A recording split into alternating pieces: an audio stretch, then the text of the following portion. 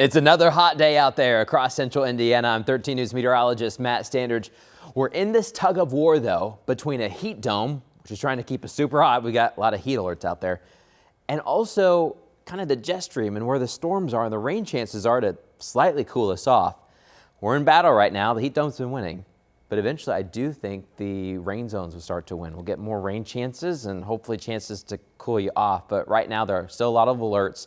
This is the last day of the extreme heat warning for northeastern Indiana. You see those pink colors. That includes Jay County, Bradford County, Grant, and Miami, and there towards Cass County, and then up to the north and east as well, all the way to South Bend. So those go until 8 o'clock Tuesday, later today. But then all the way through Friday, we have the heat advisory. So we'll probably switch this pink over to an orange, and then almost everyone will have that heat advisory for a little bit longer. But let's talk about this heat dome that's in place. It's slowly weakening, breaking apart, and as it pushes to the south as well, that means the storm zone, the unsettled weather that's just to our north, will also slip to the south. What we typically notice with these heat domes is on the north side of them, we've got this area of scattered rain and storms. In fact, we call this a ridge of high pressure. And we love adding names to things in meteorology, but we call the storms that fire up and kind of push along the jet stream, we call them ridge riders. And I think our chance for ridge riders will start to come in, and that's going to give us more rain chances, but also a small chance for some severe weather too. It's the time of year where it's just super hot and humid, so you can easily create a big thunderstorm that gets some lightning and some gusty winds. Tornado threats are extremely low. Hail threats are also extremely low because it's so darn hot outside. The hailstones usually melt before they reach the ground, but sometimes you can still get some pea-sized hail. For today, we have that level 1 severest because we're tracking some pop-up showers and storms late in the afternoon and evening, so watch out for those. But the highest chance for more lightning and more of those gusty winds, and in fact, specifically, we're thinking downbursts. That's where a storm gets really cold at its core and it drops this pocket of cold air, and then it's kind of like a water balloon. It hits the ground and splatters in all directions, but the wind then goes in all directions, kind of like a wind bomb. So we'll watch out for those. There'll be very few and far between, but the chance would be generally in the green areas.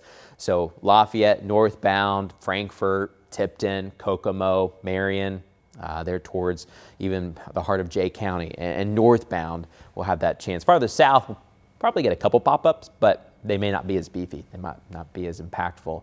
So here are the rain zones throughout the day, 2 to 6 o'clock. Best chance of rain will still be in northwestern Indiana. But as we heat up after 2, we could get a stray pop-up shower or storm across most of central and southern Indiana. They would be very few and far between, though. So the vast majority of us will stay dry. Now after 6 o'clock, 6 to 10, there's a slightly higher chance for some more of these pop-ups just north of Indianapolis. So Noblesville, Carmel were included, Lebanon, Crawfordsville. They're right at the edge of Anderson and Pendleton, and northbound to Alexandria, Muncie, Marion, Peru will be in that slightly higher chance. Farther south, we're still in the low chance. Can't rule out a pop-up, but some of us may just stay hot and dry. Not everyone's guaranteed some rain. A lot of us are just going to stay warm and humid and sunny.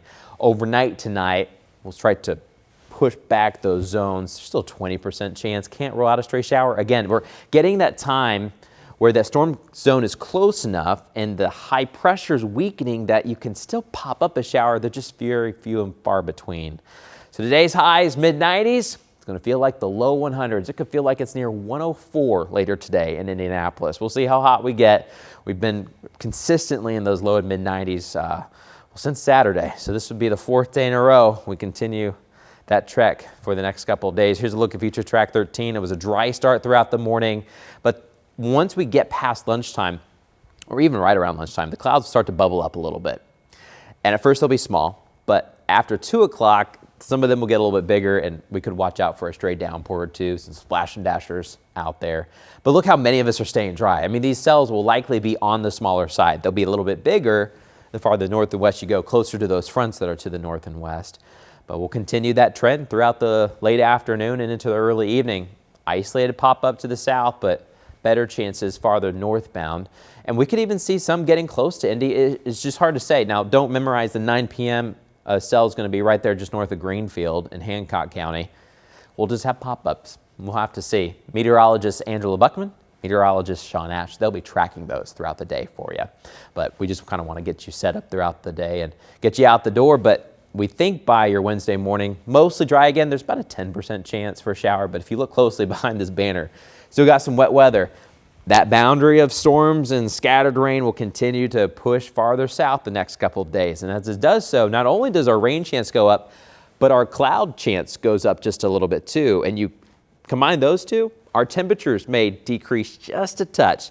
We're not a lot, small victories here, just kind of taking the edge off the heat a little bit. The humidity will stay high, but if the humidity is high and the temperature's going down, the heat index will also have to go down at least a little bit. We think by Saturday, maybe we can be out of the low 100s.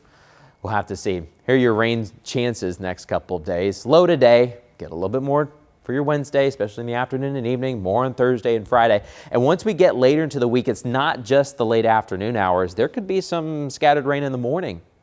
We'll have to see, but we'll get a higher rain chance and hopefully some cooler weather. So the weather impact alert that we have goes until Friday.